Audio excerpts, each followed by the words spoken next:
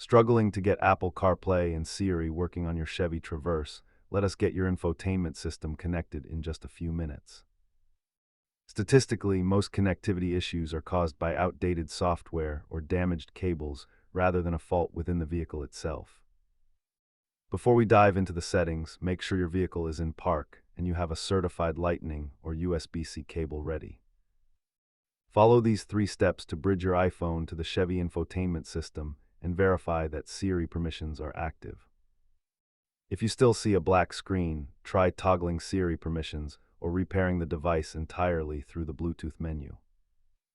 As this chart shows, simply swapping your charging cable for an official Apple accessory fixes the vast majority of connection drops.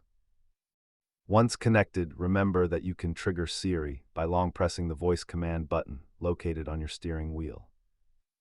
Now that you are connected, keep your eyes on the road and let Siri handle the navigation. Thanks for watching.